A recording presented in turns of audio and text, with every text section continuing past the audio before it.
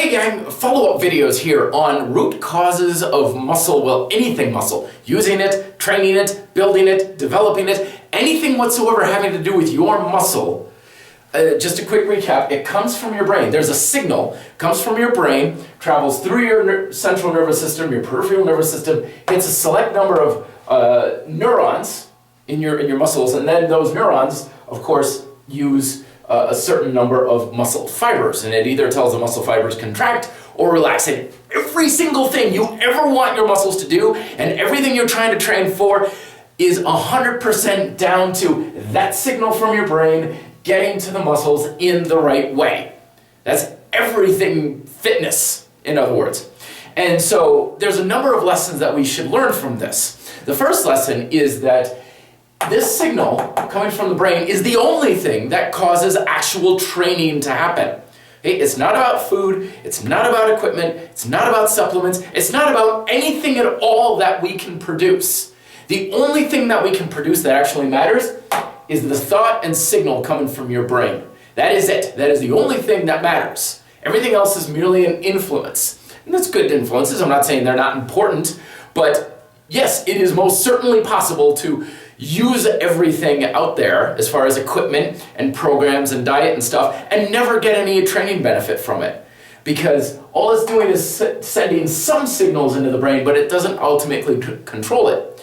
The only thing that can control is, well, you. You're the only one who can control this thought.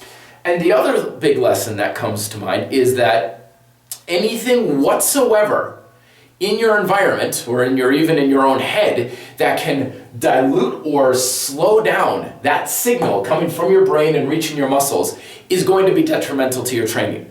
A lot of times we call these things distractions, things like that. You know, how much can you focus? Whatever you want to call it, if you're trying to do something when it comes to your training, anything that stands in your way of being able to do it is detrimental.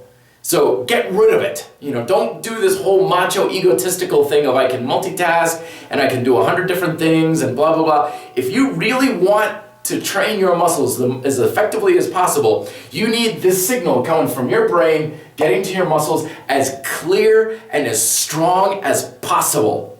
The stronger it is, the more effect you're going to have in the less amount of time.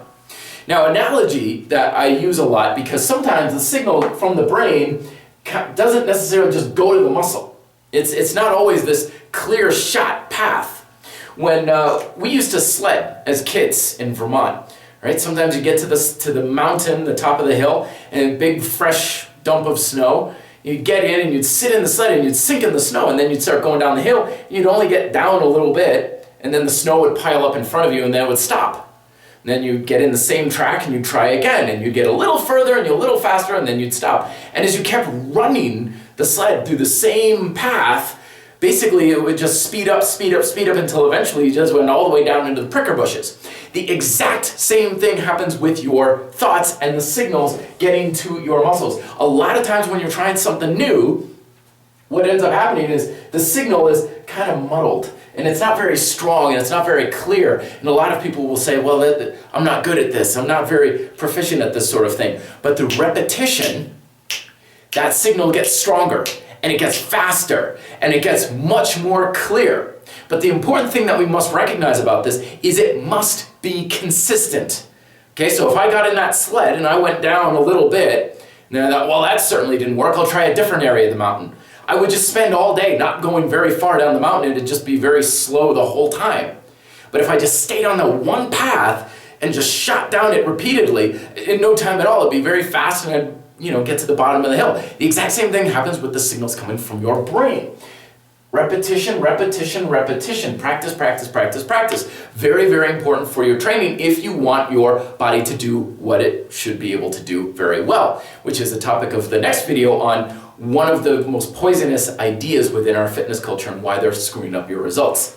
Thoughts down below. Till then, be fit, live free.